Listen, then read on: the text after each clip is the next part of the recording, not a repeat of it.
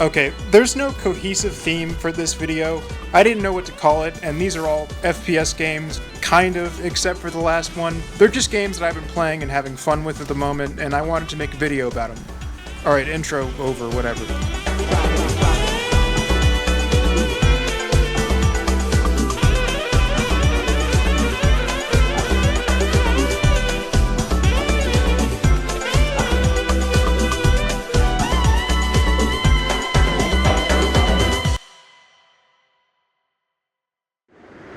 Deadline.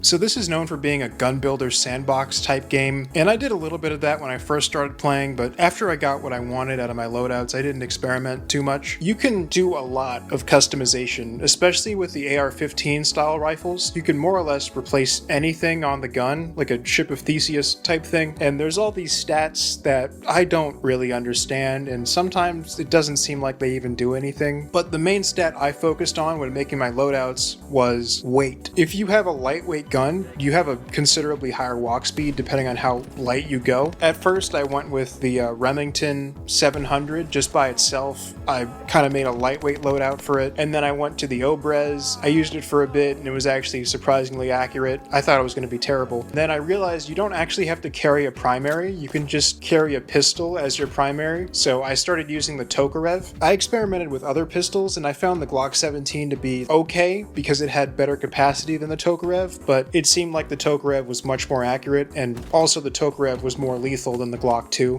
Even though the Tokarev has one damage value that it claims in the lobby when you look at the stats, if you actually play with it in the game, it's a lot higher. So this thing was 2-tapping pretty consistently, and all the guns in the game, if you get a headshot, they're gonna kill. When you have a lightweight loadout, you could flank super fast. You can go behind enemies, run circles around them, get to objectives whenever you want. Obviously there are downsides, and I'll get to that later, but that's why just using a pistol was so much more appealing than actually bringing around a primary to me. I tried messing around with the SMGs a little bit, but automatic fire didn't seem that good in a lot of scenarios. At super close range, it definitely increases your lethality, but there's no way to resupply ammo, so you just run out of ammo immediately, or you use it in semi, and at that point you might as well bring a pistol. This is just my opinion, but you should be able to carry way more ammo than the rifles. Like, that should be their upside, because pistol bullets are so much smaller than rifle bullets. I don't know, I feel like it's dumb that you carry so few bullets when you're sacrificing your range and all this stuff. That should be the upside of SMGs.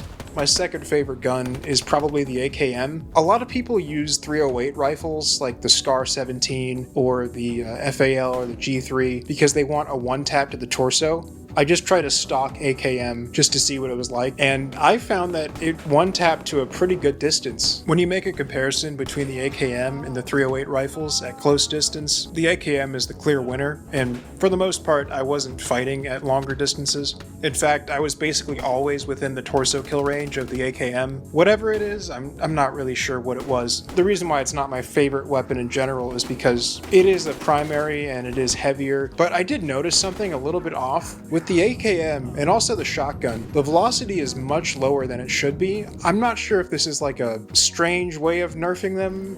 I don't understand. When you use the AK, you're basically throwing rocks at people, and if you're at close range within the torso kill distance, this doesn't really matter, but if you try to use it from further away, it becomes an issue. I'm going to talk a little bit about the maps here. I don't like this map. The spawns take up the entire half of the map, and it's kind of an oval-shaped map. There are places to shoot from the spawn and just get kills across the map, so you really don't have to leave depending on your playstyle, which results in a situation where you have to spawn camp. Otherwise, you're not going to have any enemies to fight, and it just sucks. You don't want to have to deal with like spawn borders and spawn protection and people spawning behind you, and you don't want to get spawn camped either. I feel like if they just moved the spawns over to the edges and just kind of shrunk them down so they're not the entire half of the map, then it would probably make for a better experience. I'm gonna switch topics here. They added a whole RPG to the game. It's one of those weapons that's not fun to use or fun to fight against. Sure, the first few times you use it, it is fun, but once you use it more than that, you realize you could have just gotten those kills with the gun, and it makes you walk super slow. It's the heaviest weapon in the game. There are some more things I could talk about, but this isn't a deadline video. One more thing worth mentioning though, the scopes are are awesome. You should try the LPVO. It simulates the actual changing of the power of the scope. I don't know if that's how you'd say that. You can scroll to change the zoom level. That should just be a feature in every FPS game.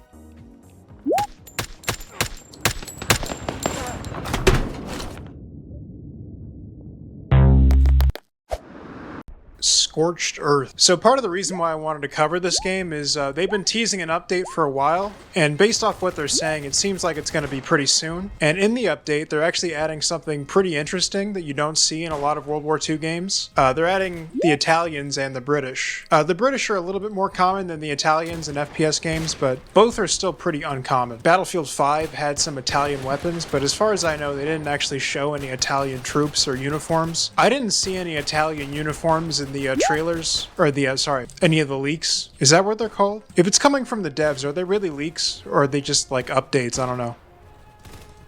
But they have some cool stuff in there, like the Breda MG30 Carcano with the grenade launcher on the side, and I like the Lee Enfield, so using it in the game be pretty fun. I don't remember if it was the nice version or the earlier war version. Either one's good, but I prefer the later war version because it has just a nicer look to it, the number 4.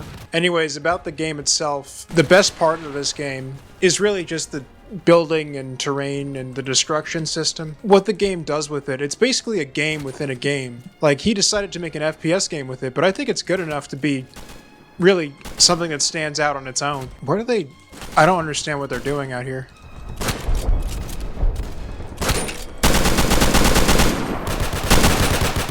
It's just a turkey shoot, I guess. Should have aimed higher. I aimed too high that time. Come on.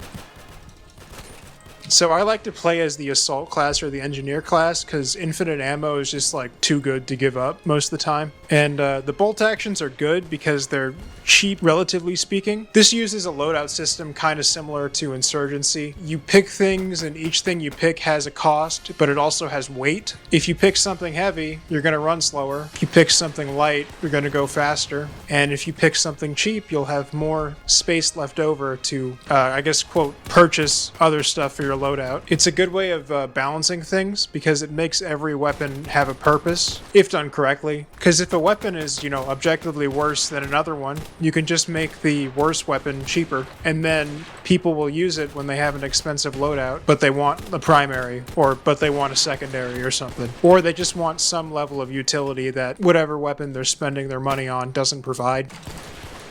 It's a dangerous spot. I like the F1 grenade because it's a fragmentation grenade, and those are just inherently more effective, but I don't know, maybe you can throw the stick grenade further. I haven't really tried it. And there's a German grenade that's like a little egg, and it's the worst grenade ever. They made it cheaper, but it's not cheap enough to be worthwhile. It's so bad.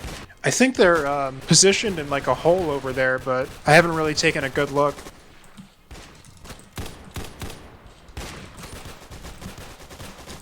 I try to run when I throw the grenades because I think it adds velocity, but I don't actually know. I'm trying to see where they're landing. Oh, I need to throw one in there. That looks like it went in. There we go. Yep, that's what I was aiming at. Okay, you built that right there?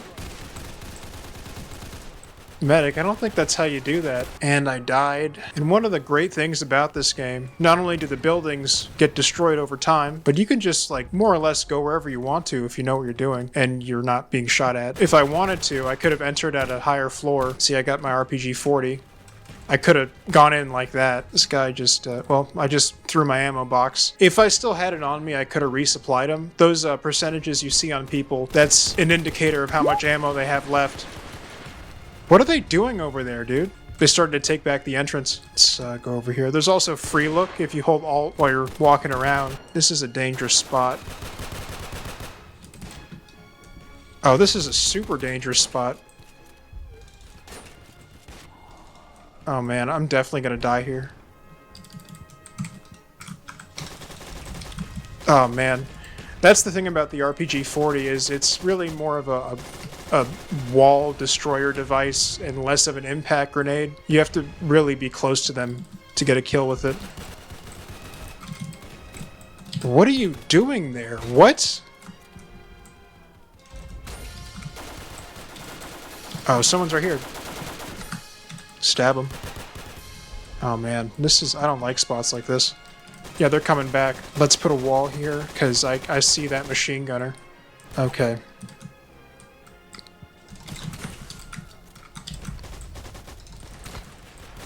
Why would you do that? It doesn't matter anyway.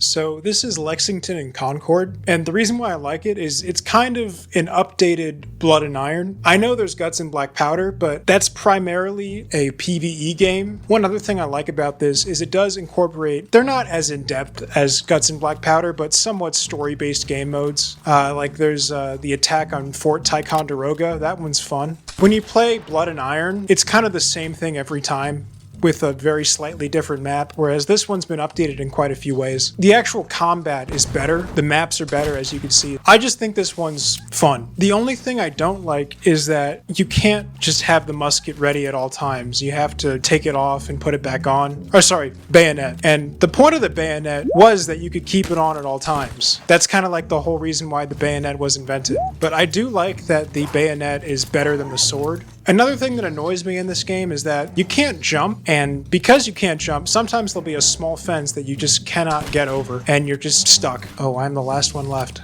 See if I can clutch this. Probably not. I don't think I can clutch this. Oh, time to die.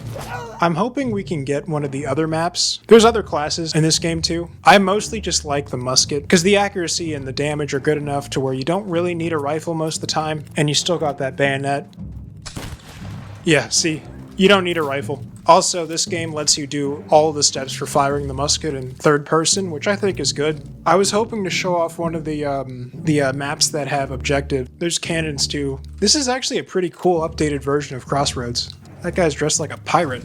Whenever I played Blood and Iron, I always kind of hoped that someone would come out with like an updated version that got away with some of the clunkiness. And this is kind of that. There's no running and there's no jumping, as I said before. It's not necessary though, because if they're going for a certain style with their game, they can do whatever they want. I am destroying them from over here. I don't even think they know where I am. See, a situation like this, jumping would be very useful. You could put a cooldown on it so obviously people don't spam jump. See, if I could jump, I could get around here. Now I have to kind of awkwardly touch the geography. Yeah, I died because I couldn't jump, basically. Oh yeah, the spawns are slightly different each time. I think we're at a huge disadvantage this time though, oh my god.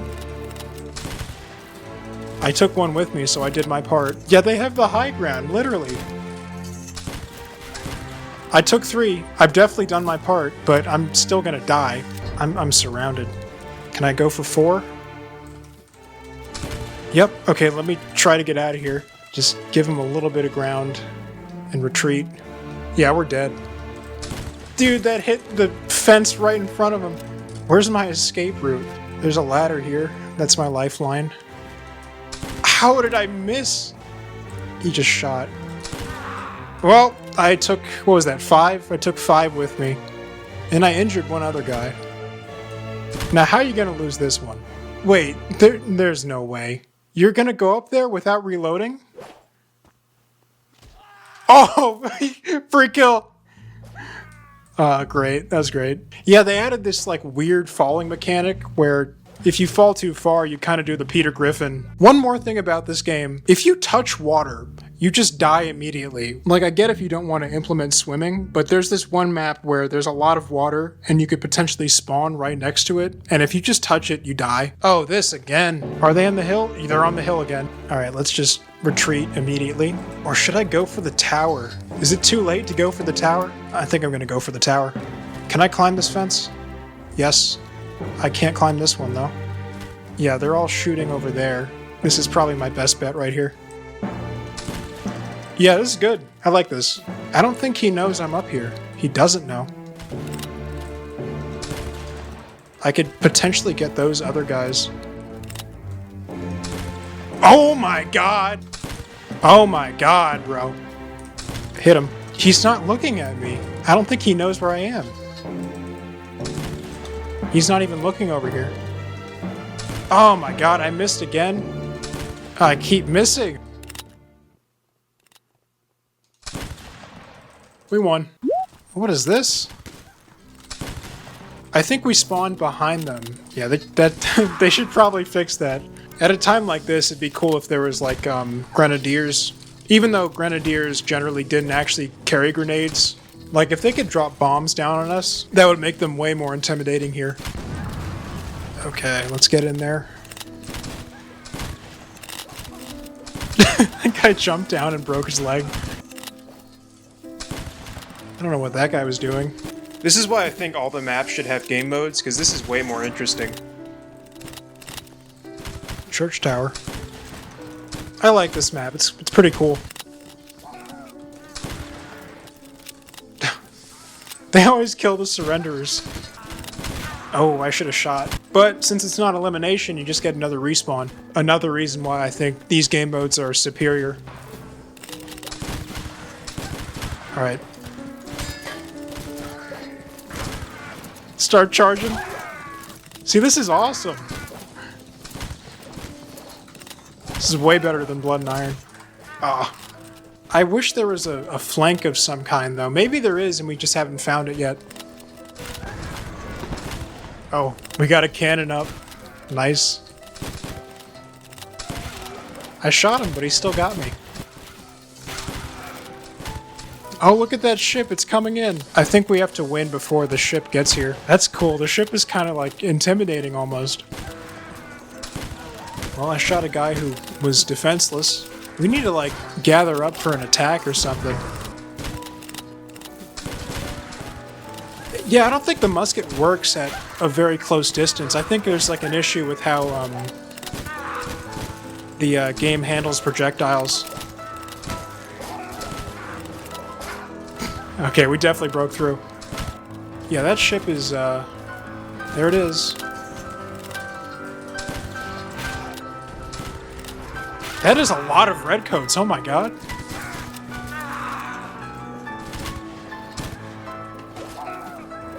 Oh, that's an enemy. Do we lose if they get on their ship and retreat? Oh, why are you mixed in? Yeah, they're coming out of there.